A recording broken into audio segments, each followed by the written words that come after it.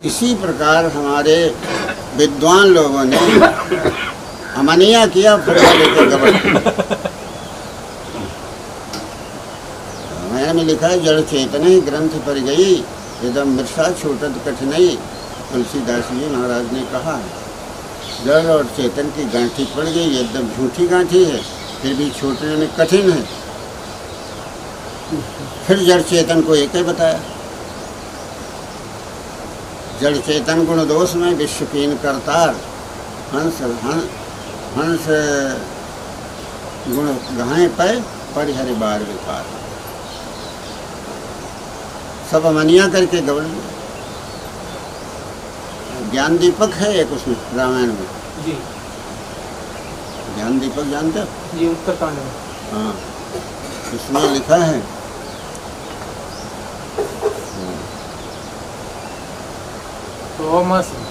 स्वहम अस्मि इति वृत्ते खंडा, स्वयं मैं ही सत्य हूँ ऐसा निश्चय करके वृत्ति चलित न हो, चले न, इति वृत्ति कर दो, इति नाम खत्म कर दो, वृत्तियाँ को संस्कार न उठे। मैं ही सत्य हूँ ऐसा निश्चय करके कुछ स्मरण न उठे, इसका भाव ये है। स्वहम अस्मि इति वृत्ति अखंडा, स्वयं मैं हूँ ऐसा निश्चय करके वासनाओं की इत कर दे, कुछ न उठे सामने।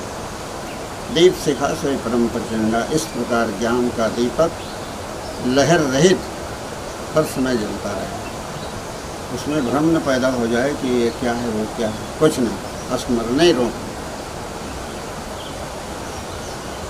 आगे उन्होंने कहा, छोरन ग्रंथ जान सुरदाया, विघ्न अनेक करे तन्माया।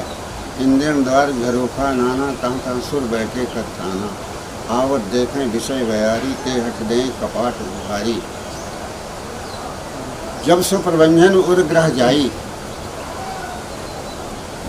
वो माया वह विषयों की का तूफान, प्रबंधन कहते हैं वायु को, आंधी को।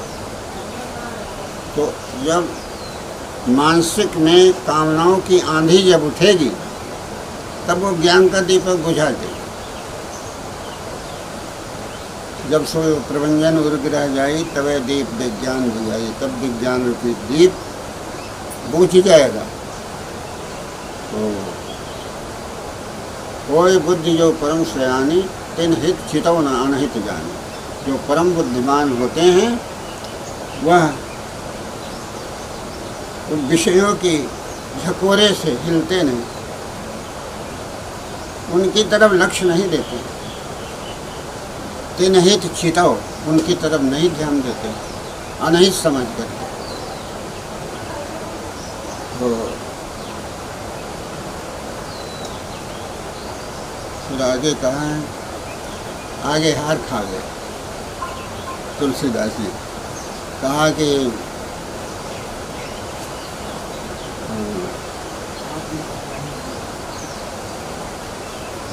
कोई गुणाक्षर न्याय जो पुण्य प्रतियोग बने, कहब कठिन समझब कठिन साधन कठिन विवेक।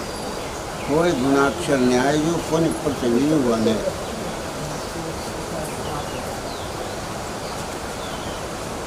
कहना कठिन है, ज्ञान का प्रसंग कहना भी कठिन है, और सुनना कठिन, और समझना और ज़्यादा कठिन। कहब कठिन समझब कठिन, साधन कठिन, और साधना बहुत कठिन, और फिर विवेक के द्वारा साधना हो बहुत ज़्यादा कठिन। तो इस प्रकार यदि कोई अंतिम पराकाष्ठा तक निर्णय कर ले, तो कोई गुणाक्षर न्याय जो खून जैसे लकड़ी खाता है, उसमें कहीं राम लिख जाए या कुछ और लिख जाए, तो क्या वो पढ़ा लिखा?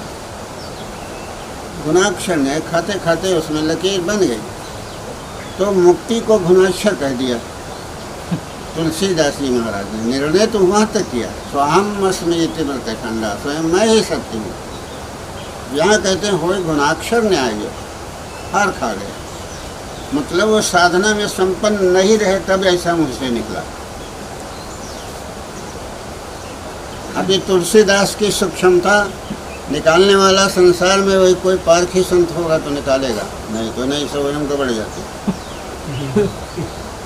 अब वो हार खा गए। गुणाक्षर न्याय मुक्ति नहीं है, वो तो प्रत्यक्ष प्रमाण द्वारा है। जब जिन वस्तुओं का हम त्याग करेंगे उनसे हमारा मानसिक अलग हो जाएगा। ये गुणाक्षर न्याय कहाँ, पुरुषार्थ पर है निर्भर मुक्ति। फिर भी उन्होंने कहा हो गुणाक्षर न्याय जो पुण्य प्रतियुग अनेक।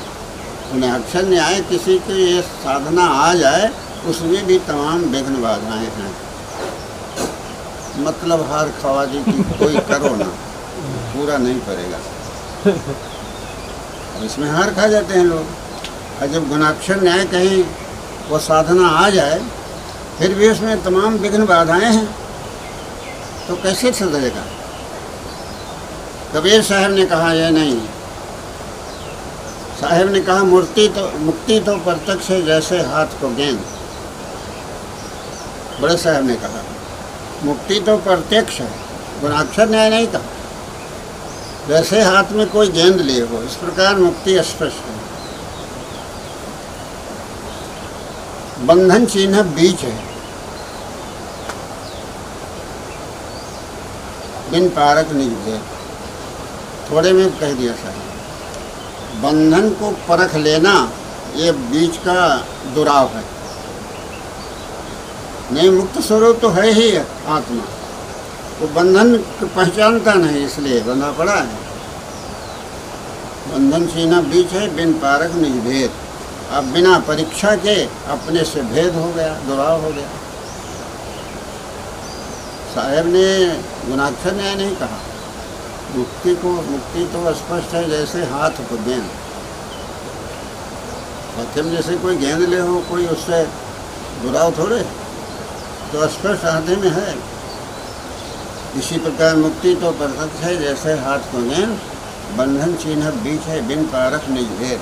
बिना पारक के अपने से भेद हो गया, दुराव हो गया।